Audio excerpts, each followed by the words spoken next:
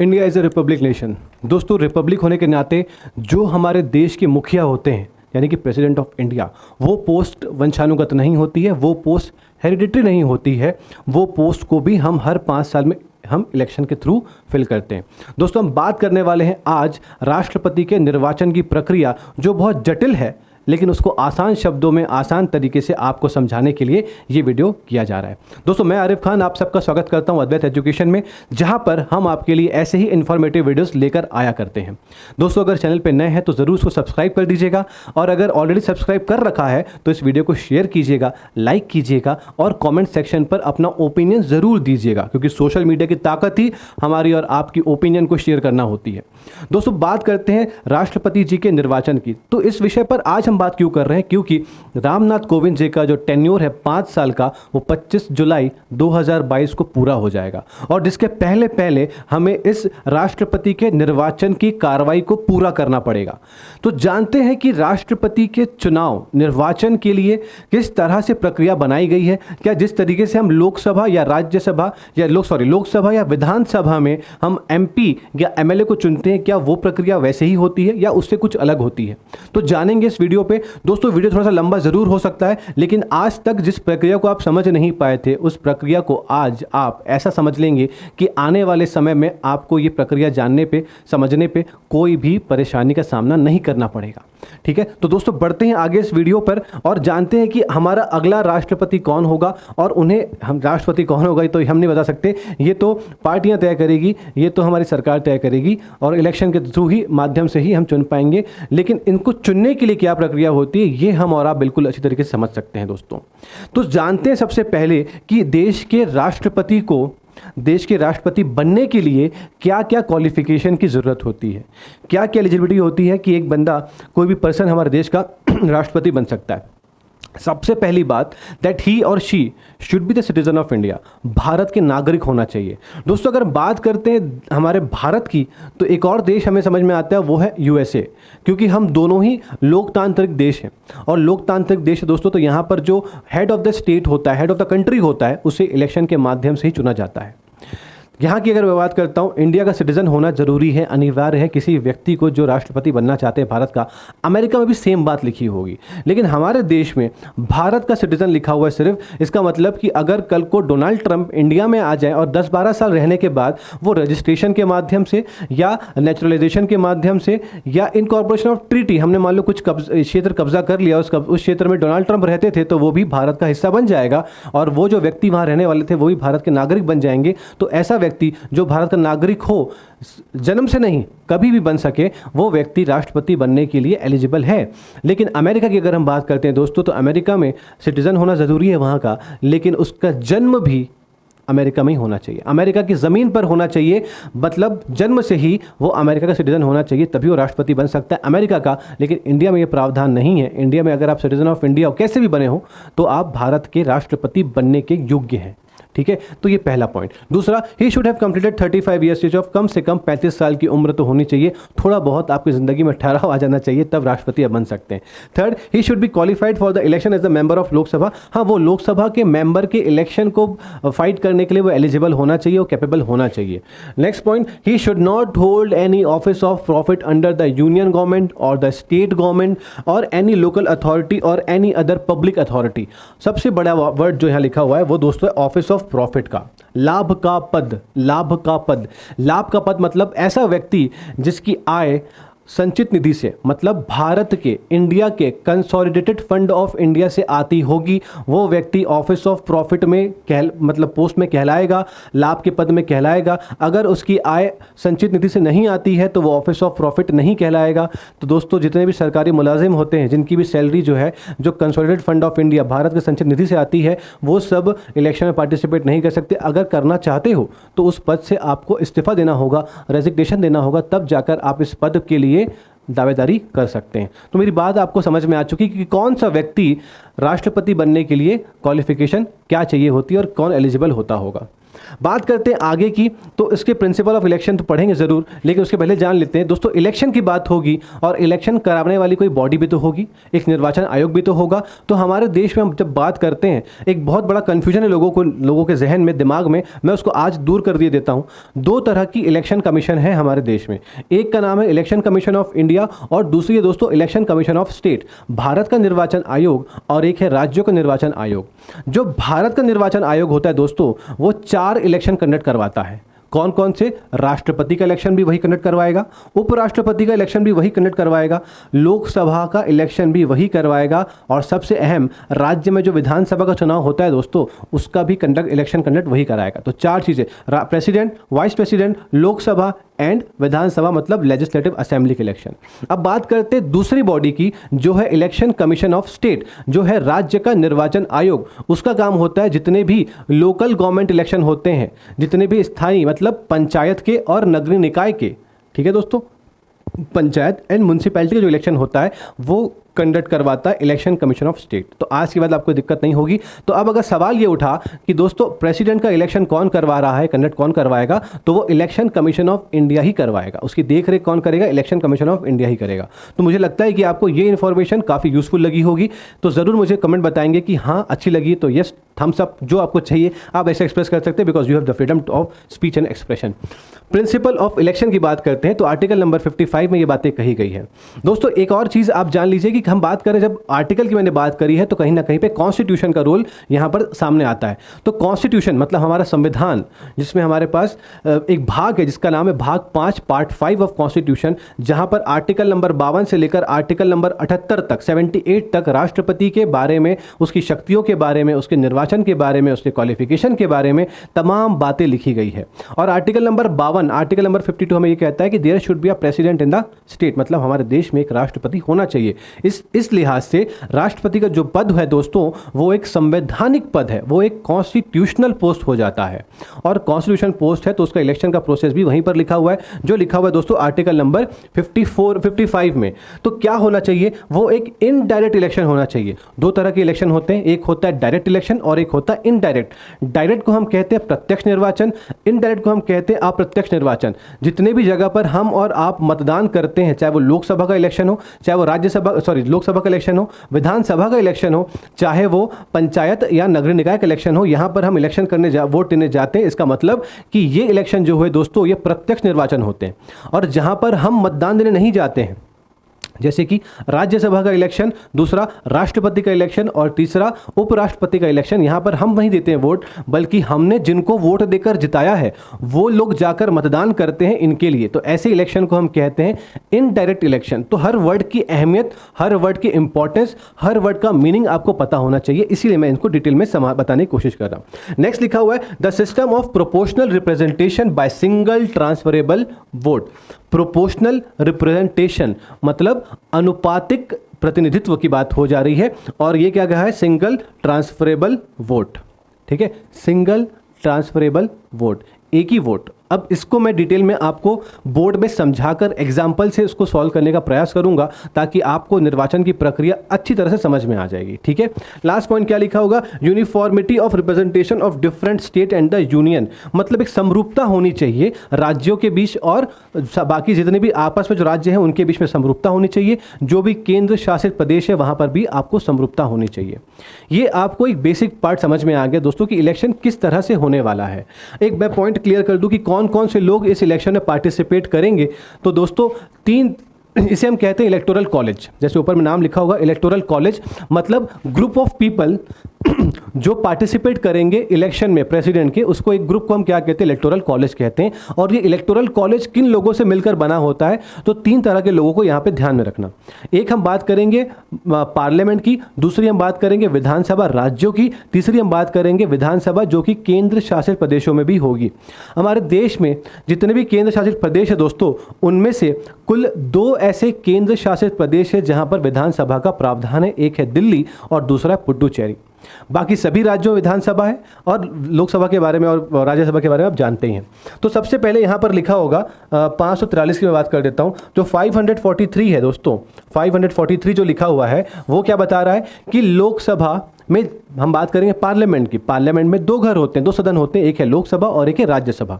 लोकसभा में कुल होते हैं 545 मेंबर, उसमें से 543 जो होते हैं वो निर्वाचित होकर आते हैं, जिनको हम और आप चुनते हैं, और दो जो होते हैं जो मनोनीत होकर आते हैं, जिसको नॉमिनेट किया जाता है राष्ट्रपति के द्वारा, जो बेसिकली होते हैं एंग्लो इंडियन। तो उन दो एंग्लो इंडियन को छोड़कर जो 543 लोग हैं, इनको हम क्या कहेंगे? They are the elected member of Lok Sabha. यहाँ पे एक शब्द मिसिंग दिख रहा होगा, वो लिख दीजिएगा आप, इलेक्टेड मेंबर। जितने भी लोकसभा के निर्वाचित सदस्य हैं वो लोग शामिल होंगे। और कौन शामिल होगा? ये 233 कौन है सर? 233 जो है ये मेंबर ऑफ राज्यसभा है। कौन है ये सर? ये इलेक्टेड मेंबर है। हमने चुना क्या? नहीं, हमने नहीं चुना। हमारे जितने भी एमएलए हैं, विधायक हैं विधानसभाओं में, उन लोगों ने अपने अपने राज्यों से कुछ लोग को चुन के भेजा है राज्यसभा में।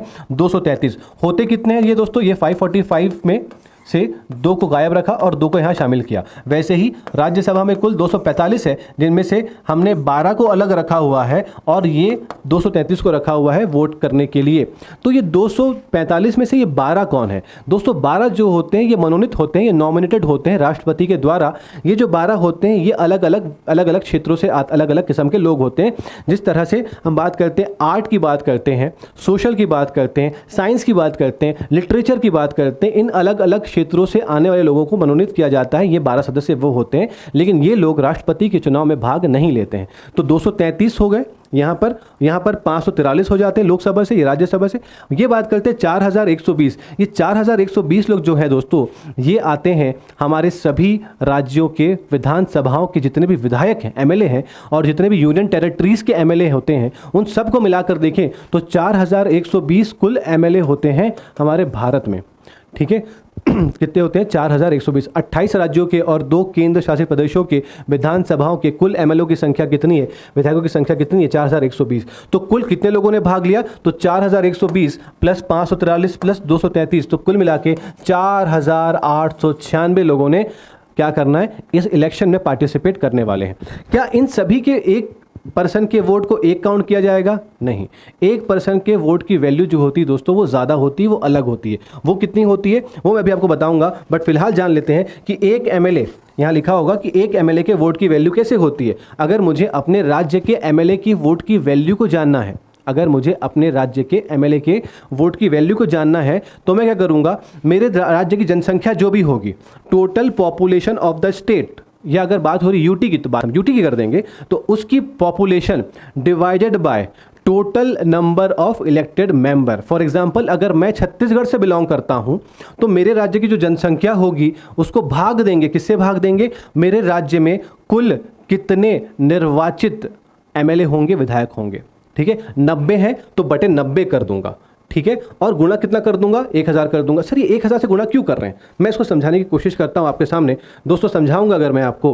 तो फॉर एग्जांपल, अगर मेरे राज्य में फिलहाल 1 करोड़ लोग हैं, ठीक है, और मेरे राज्य में कुल 100 विधायक हैं, ठीक है, कुल जनसंख्या बटे कुल विधायक, और चलो इतना रहने देते हैं, तो कितना हो जाएगा? ये 0 हो जाएगा। ठीक है, अभी भी क्या दिख रहा है मुझे? सर 1 लाख दिख रहा है। एक व्यक्ति का वोट 1 लाख, ये ठीक नहीं है। इतना सारा वोट कहाँ लेके जाएगा? तो बेहतर क्या है कि उसको आसान करने के लिए मैं उसको और क्या कर दूं? 1000 से भाग दे देता हूं। तो डिवाइड बाय क्या कर दिया? 1000 कर दिया, तो ये भी कट गए। कितना आ जाएगा? एक एमएलए का वोट जो होगा दोस्तों, वो कितना हो जाएगा? 10 के बराबर हो जाएगा।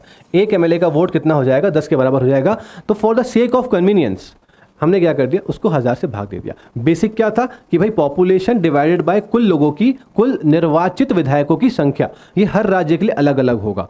तो एक राज्य में जितने भी विधायक होंगे, उन सब विधायकों के आपस में जो वोट होंगे, वोट की जो वैल्यू होगी वो सेम होगी।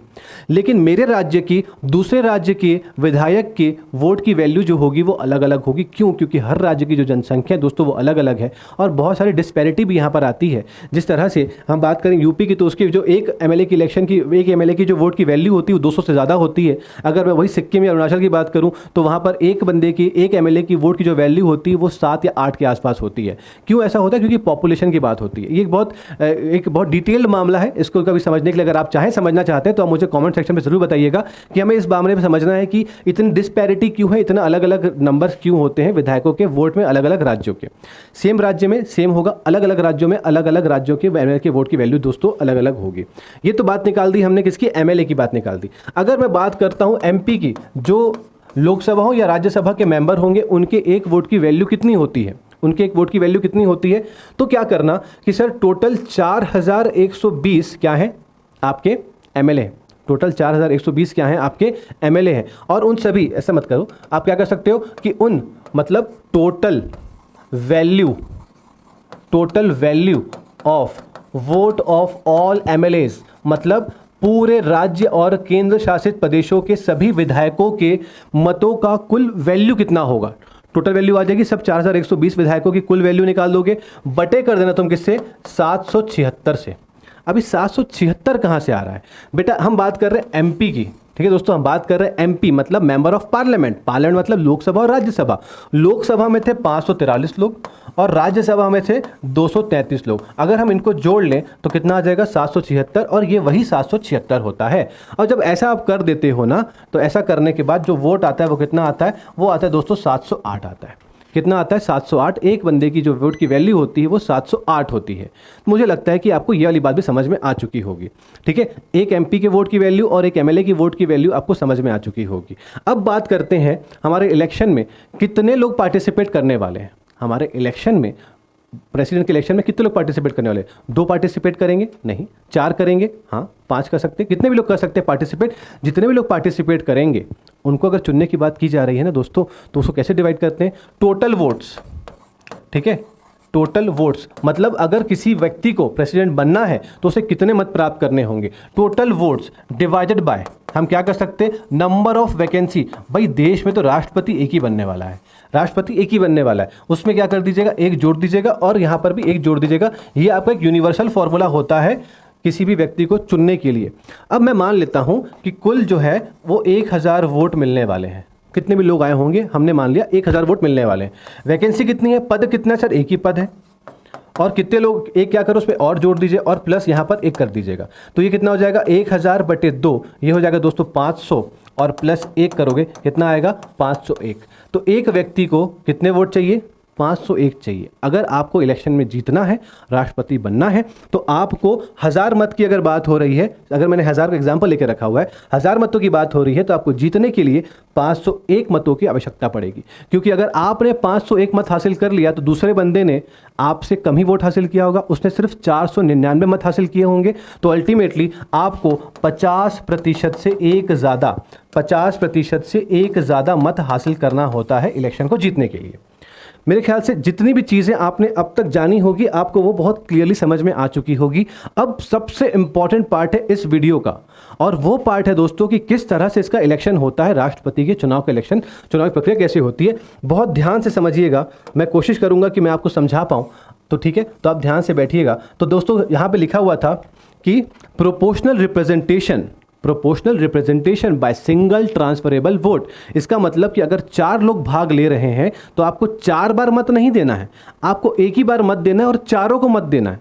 मजे की बात है। अब सोचिएगा, जब भी आपने कभी लोकसभा या राज्य विधानसभा के इलेक्शन में पार्टिसिपेट किया होगा, आपके सामने लिस्ट में 10 नाम होते हैं, 20 नाम होते हैं, 15 नाम होते हैं, 5 नाम होते हैं, कितने भी नाम होते हैं, आप एक ही बार बटन दबाते हैं या बैलेट पेपर पर ठप्पा लगा के आ जाते हैं सिर्फ एक नाम के ऊपर।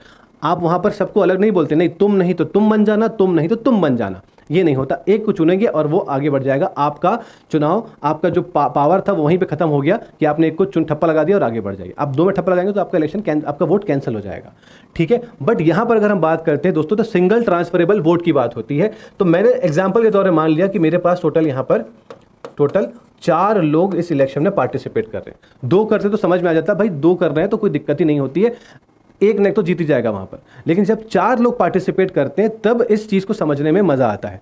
टोटल 4 लोग हो गए तो उनका नाम क्या क्या हो गया? A, B, C और D हो जाता है, ठीक है। टोटल कितना हो गया? ये हो गया। और मैं मान लेता हूं कि कुल 100 लोग यहां पर वोट दे रहे हैं। टोटल 100 लोगों ने यहाँ पर मतदान करने में, टोटल 100 लोग क्या कर रहे हैं, टोटल 100 मत है, 100 लोग भाग ले रहे हैं इसके इलेक्शन में पार्टिसिपेट करने के लिए। मेरी बात आपको समझ में आ रही होगी यहाँ तक। अब आप कैसे वोट करोगे, आपने क्या किया, देखो यार ये नहीं तो वो सही, वो नहीं तो वो सही, वो नहीं तो तीसरा सही, चौथा तो पांचवा सही। मतलब आपको यहाँ पर एक को नहीं चुनना है, आपको यहाँ पर अपनी प्राथमिकता लगानी है, अपना प्रेफरेंस लगाना है। ठीक है दोस्तों, आपको प्रेफरेंस लगाना है। मेरे सबसे फेवरेट बंदा जो था इलेक्शन में पार्टिसिपेट करने वाला, भाई ये था जो मेरा फेवरेट था। वो कौन था, बी था। मैं चाहता हूं कि बी प्रेसिडेंट बन जाए, लेकिन अगर मामला मेरे साथ ना हो, अगर हालात ठीक ना हो तो ठीक है, तो तुम नहीं तो एक काम करो, तुम बन जाना। ठीक है, नहीं तुम नहीं बनो, तुम बन जाओ, तुम बन जाना। ठीक है, अगर ए भी ना बने तो तुम बन जाना, अगर तुम भी नहीं तो तुम ये बन जाना। मतलब अगर सबसे बुरे हालात भी आ जाए ना, तो तुम डी को चाहते हो कि चल डी राष्ट्रपति बन जाए, सबसे आखिरी में रखता हूं मैं ऐसे अपनी तरफ से। तो आपको समझ में क्या आ गया, आपने दे दी प्रेफरेंस यहाँ पर कि भाई ए जो है उसको सेकंड प्रेफरेंस, बी को फर्स्ट प्रेफरेंस, सी को थर्ड प्रेफरेंस और डी को आपने दे दी चौथी प्रेफरेंस, सबसे आखिरी प्रेफरेंस देके रखी हुई है। तो ये है दोस्तों प्राथमिकता। ठीक है, ये है प्राथमिकता। अब जैसे ही राउंड 1 हुआ, अलग अलग राउंड यहाँ पर होते हैं। ठीक है, जैसे ही राउंड 1 हुआ, हमने देखा कि कितने लोगों को प्राथमिकता मिली है अलग अलग तरीके से। ठीक है, तो मैंने देखा, मैं क्या देख रहा हूं, फर्स्ट प्रेफरेंस वाले देख रहा हूं कि कितने लोगों ने पहली प्राथमिकता में किसको किसको रखा। तो मैंने देखा कि इसको 40 लोगों ने हाँ बोला, भाई 40 लोग चाहते हैं कि ये प्रधानमंत्री राष्ट्रपति बन जाए, 30 लोग चाहते हैं कि ये बन जाए, 20 लोग चाहते हैं ये बन जाए, और 10 लोग चाहते हैं कि डी जो है वो राष्ट्रपति बन जाए। मतलब इसके हिसाब से मुझे क्या लग रहा है कि भाई इस बार मुझे लग रहा है कि जो बी है ना वो जीतने वाला है। पटाखे उठाके आ चुके हैं बी वाले के घर पे कि राष्ट्रपति बनने वाले हैं। ठीक है, राउंड नंबर 1 पे कितना आ गया, यहाँ पर 2 लोग दिख रहे हैं आपको, 3 लोग दिख रहे हैं, ए बी सी और डी। हम क्या देख रहे हैं, पहली प्राथमिकता देख रहे हैं, लोगों ने पहला किसको चुना हुआ है। तो ए के पास 30 है, बी के पास 40 है, इसके पास 20 है और इसके पास 10 मत है। तो हम क्या करेंगे, एलिमिनेट करेंगे। भाई हमने क्या करना है, एलिमिनेट करना है। जिस बंदे को सबसे कम प्राथमिकता मिली पहली वाली, उसको क्या करेंगे, एलिमिनेट कर देंगे। तो पहले राउंड से कौन चले गए, डी जो है वो बाहर चले जाते हैं। लेकिन डी को कुछ लोगों ने वोट दिया था, कुछ लोग चाहते थे कि डी जो है वो राष्ट्रपति बन जाए। कितने लोगों ने चाहा, 10 लोगों ने चाहा। लेकिन इन 10 लोगों में 10 लोगों ने चाहा कि डी जो है वो फर्स्ट रहे। तो उनके वोट तो बेकार हो रहे होंगे, नहीं, उनके वोट को हम यूज करेंगे। उनके वोट को दोस्तों हम क्या करेंगे, इस्तेमाल करेंगे। कैसे इस्तेमाल करेंगे, जिन लोगों ने चाहा था कि डी राष्ट्रपति बन जाए, उन लोगों ने दूसरी प्राथमिकता पे, मतलब सेकंड प्रेफरेंस पे दूसरी प्राथमिकता किसको देके रखी थी। तो देख लेते हैं ए बी और सी को। जिन्होंने डी को फर्स्ट रखा होगा, किसने किसको सेकंड रखा होगा। तो सेकंड में हम मान लेते हैं सेकंड प्राथमिकता दी उन्होंने, ए को दी। 7 लोगों ने बोला कि हम सेकंड में चाहते हैं ए को। 2 लोगों ने कहा हम चाहते हैं बी को, चाहते हैं सेकंड नंबर पे। और इन लोगों ने कहा, एक बंदे ने कहा ज़्यादा खराब हो जाएगा तो इसको 6 कर लेते हैं, ऐसा भेदभाव नहीं करना चाहिए। ठीक है, 2-2-2, मतलब 2 लोग चाहते हैं कि बी जो है सेकंड प्रेफरेंस में आए, 2 लोग चाहते हैं कि जो सी है सेकंड प्रेफरेंस में आ जाए। फर्स्ट प्रेफरेंस में डी था, तो सेकंड में कौन हो सकता है, तो 10 संभावनाएं हो सकती है, जिसमें से 6 लोग चाहते हैं कि ए चाहे सेकंड में, 2 लोग चाहते हैं वो बी आए, इन लोग चाहते हैं कि वो सी आ जाए। ऐसा करने से इनके वोट काउंट पे इसको शेयर कर देंगे। 6 वाले चले जाए भाई यहाँ पर चले जाए, 2 वाले चले जाए भाई यहाँ पर चले जाए, और ये 2 वाले जहाँ चले जाए यहाँ जुड़ जाए। तो इससे क्या हो गया सर, इससे हुआ ये कि यहाँ पर 6 और जोड़ देंगे, यहाँ पर हम 2 और जोड़ देंगे, यहाँ पर 2 जोड़ देंगे। ये 7 तो रेस के बाहर हो चुके हैं। अब क्या मालूम चला, अब सर ए के पास जो है वो है 36 वोट, बी के पास जो है वो 42 वोट है, और सी के पास जो है वो कितने वोट हो गए हैं, वो 22 वोट हो चुके हैं। अब जैसे हमने देखा यहाँ पर सी के पास 22 वोट है, तो इस लिस्ट में सी जो है वो क्या हो जाएगा, एलिमिनेट हो जाएगा। राउंड नंबर 2 ये था। ठीक है, इसको हम क्या कहते थे, राउंड नंबर 2 कह देते हैं। ये क्या था आपका राउंड नंबर 2। अब आएगा राउंड नंबर 3। दोस्तों आज तक इतिहास में भारत में राउंड 3 तक राष्ट्रपति का इलेक्शन नहीं गया है। अब बट फिर भी हम अपने हिसाब से इलेक्शन करवा रहे हैं, तो हम भेजेंगे, क्योंकि सीखने वाली जो चीज़ है दोस्तों वो राउंड 3 में ही आती है। ठीक है, वो राउंड 3 में आती है। तो राउंड 3 में क्या होगा, इसको जानने के लिए अब यहाँ पे चलते हैं, क्योंकि अब 2 ही बचे, क्योंकि ये तीसरा जो है इसको सबसे कम वोट मिले हुए। तो भाई तुम तो चले जाओ अपने घर, ठीक है, तुम वहाँ से तो हम कुछ नहीं करें, लेकिन जाते जाते तुम क्या कर जाओ, हमारी हेल्प कर जाओ। ठीक है, 20 + 2, इसके वोट कितने थे, 20 + 2, 20 लोग चाहते थे कि सी जो है वो राष्ट्रपति बन जाए। और 2 लोग कौन थे सर, 2 लोग ना यहाँ से आए थे। ये 2 कौन थे, ये इसमें लिस्ट में जो चाहते थे कि राष्ट्रपति डी बने, उन लोग में से 2 लोग ऐसे थे जो सेकंड नंबर पे रखे थे सी को। तो ये जो है, ये 2 कौन सा है, ये सेकंड प्रेफरेंस वाला है 2। ठीक है। अच्छा, जिन लोगों ने चाहा कि सी राष्ट्रपति बन जाए, उन लोगों ने चाहा होगा कि चलो फर्स्ट में तो सी है, बट सेकंड में कौन आ जाए, कोई भी आ जाए, कोई फर्क नहीं पड़ता। हमने मान लिया कि ये आ जाएगा। कौन आ जाएगा भाई? ए आ जाएगा, बी आ जाएगा या डी आ जाएगा। समझना, डी अभी भी जीवित है वहां पर कहीं ना कहीं पे। सी की वोटिंग जब हुई थी तो सी की वोटिंग में कुछ लोगों ने 20 लोगों ने चाहा कि सी जो है वो प्रेसिडेंट बन जाए, लेकिन अगर सी ना बन पाए तो सेकंड नंबर पे कौन है, क्योंकि फर्स्ट प्रेफरेंस की बात हुई तो सेकंड बचेगा। तो ये लोग चाहते हैं कि सेकंड प्रेफरेंस में यहां पर 11 वोट दे दिया किसको, इसको, ठीक है, 7 वोट दे दिया किसको, इसको, और डी के पास कितने आ गए, 2 वोट आ गए। मेरी बात समझ रहे हैं आप लोग? बहुत ध्यान से इसको देख लीजिएगा, ठीक है। कितने वोट आ रहे हैं इसके पास, डी के पास कितने वोट आ जाएंगे, तो आप बोलोगे सर यहाँ पर डी के पास जो आ रहे होंगे वो 3 वोट आ रहे होंगे। सॉरी, डी के पास कितने आ रहे हैं, 2 वोट आ रहे हैं। बी के पास 7 वोट आ रहे हैं और ए के पास कितने आ रहे हैं, 11 वोट आ रहे हैं, ठीक है। 11 वोट किसके पास आ रहे हैं, इसके पास आ रहे हैं, ठीक है। ये सेकंड प्रेफरेंस चाहते हैं हम लोग, ठीक है। अब बात करते हैं कि सर जिन लोगों ने चाहा था कि सी को सेकंड वोट, मतलब सी को सेकंड प्रेफरेंस में रखा हुआ था यहाँ वाले डी वाली लिस्ट में, अब इनमें से कुछ ऐसे भी लोग होंगे सेकंड प्रेफरेंस वाले, अब वो जो लोग होंगे जो थर्ड प्रेफरेंस में चाहते होंगे ए या बी में से कोई आ जाए। डी को फर्स्ट चाहा था, सी को सेकंड चाहा था, तो थर्ड में या तो ए या तो बी होगा। मैं मान लेता हूं कि ए को भी एक लोगों ने चाहा कि थर्ड में आ जाए और बी को भी चाहा कि एक लोग ने चाहा कि थर्ड में आ जाए, ठीक है। यहां पर तो मामला सेट हो गया। अब ये वोट किसके पास जाएंगे, ये इनके पास चले जाएंगे। अच्छा, अब डी के पास चले जाते हैं। जिन लोगों ने अब डी को देखो, डी को और ब्रेक करना है। जिन लोगों ने चाहा था कि डी सेकंड में आ जाए, सी फर्स्ट में डी सेकंड में, तो थर्ड में कौन आएगा सर, थर्ड में या तो ए आएगा या तो बी आएगा, ठीक है। तो 2 वोट मिलने वाले थे किसमें, सेकंड प्रेफरेंस में, ठीक है। 2 वोट बचे थे, किसको दिया गया था, सेकंड प्रेफरेंस में डी को मिला हुआ था। अब डी तो जा चुका है, भाड़ में जाए डी, फर्क नहीं पड़ता। इसकी थर्ड प्रेफरेंस में जहाँ पे सी को फर्स्ट डी को सेकंड मिला था, वहाँ पे थर्ड पे ए और बी में से कोई भी आ सकता है। तो कुछ लोगों ने ए को चुना, कुछ लोगों ने बी को चुना, ठीक है। तो यहाँ से वोट्स अब आना चालू हो जाएंगे। अब हम जोड़ लेते हैं, ए के पास कितने वोट थे दोस्तों, तो यहाँ से 36 वोट थे, और बी के पास कितने वोट थे, 42 वोट थे। एक ही बार वोट दिया है तो सिंगल वोट हो रहा है, और वही वोट जो है वो बार बार ट्रांसफर हो रहा है, इसलिए उसको हम क्या कह रहे हैं, सिंगल ट्रांसफरेबल। क्या ट्रांसफर हो रहा है, वोट, क्या हो गया, सिंगल ट्रांसफरेबल वोट। ए के पास कितने हैं सर, 11 यहां से दिख रहा है, एक 12 और एक 13, कितने कर दो, यहां पर 13 जोड़ देते हैं, ठीक है। 36 और प्लस 13 जोड़ लिया। यहाँ पे बी के पास कितना है, 7 है, 7 और एक 8 और एक 9, कितना हो जाएगा दोस्तों, ये 9 हो जाएगा। कितने वोट मिले इसको, 52 वोट मिले। इसको कितने मिले, 49 वोट मिले, ठीक है। कितने वोट मिले, सॉरी 52 नहीं, इसको 51 वोट मिले। कितने मिले इसको, 51 वोट मिले, और इसको 49 वोट मिले। तो भाई इस हिसाब से कौन जीतेगा सर, जीतने वाला कौन हो जाएगा, बी हो जाएगा। जो बी है वो बन जाएगा राष्ट्रपति कहाँ का, भारत का। कितने वोट थे सर, 100 वोट थे। कितनी वैकेंसी थी सर, एक वैकेंसी। अच्छा, उसमें एक जोड़ दो और यहाँ पर भी एक जोड़ दो। 100/2 कितना हो जाएगा, 50, 50 और एक कितना हो जाएगा, 51। जिस भी व्यक्ति को 51 वोट मिलेगा या उससे ज़्यादा वोट मिलेगा, उसी को ही क्या बनाया जाएगा, राष्ट्रपति बनाया जाएगा भारत का। तो ये एक कॉम्प्लेक्स सा प्रोसेस है जिसको मैंने कोशिश की है कि आपको आसान तरीके से समझा दिया जाए, ताकि आप निर्भर ना रहें किसी और पर इस बात को जानने कि राष्ट्रपति को चुनाव होता कैसे। आज के बाद आप खुद से इस बात को समझ सकते हैं कि राष्ट्रपति का चुनाव किस तरह से होता है। तो दोस्तों, अब ये रही एक निर्वाचन की प्रक्रिया और कैसे होती है, मैंने समझाने की कोशिश करी, और मुझे उम्मीद है कि आपको समझ में आ भी गई होगी। मैंने कोशिश की थी उसको आसान तरीके से समझा दिया जाए आपको, ठीक है। तो दोस्तों, ये है आपका election process of president of India. और अभी जो हमारे यहाँ के प्रेसिडेंट रामनाथ कोविंद जी, उनका टेन्योर 25 जुलाई खत्म हो जाएगा, और उसके बाद एक नए राष्ट्रपति हमको मिलने वाले हैं इसी साल। तो ये जितने भी लोग एग्जाम की तैयारी करते हैं उनके लिए बहुत महत्वपूर्ण सब्जेक्ट टॉपिक हो जाएगा, और जो लोग बेसिक इन्फॉर्मेशन समझ जानना चाहते हैं कि यार होता कैसे होगा, तो उनके लिए भी ये बहुत उपयोगी होता है। अब दोस्तों, मुझे आप ये बताएं कि राष्ट्रपति का पहला इलेक्शन, राष्ट्रपति जो पहली बार बने थे उनका नाम क्या था, भारत के प्रथम राष्ट्रपति का नाम क्या था, और भारत की प्रथम महिला राष्ट्रपति का नाम क्या था, और दोनों किस तारीख में, किस ईयर में निर्वाचित हुए थे। तो दोस्तों, इसी तरह के इन्फॉर्मेटिव वीडियोस के लिए बने रहिए अद्वैत एजुकेशन के साथ में, और शेयर करना, सब्सक्राइब करना, लाइक करना बिल्कुल ना भूलें। और कमेंट सेक्शन बहुत ज़रूरी है।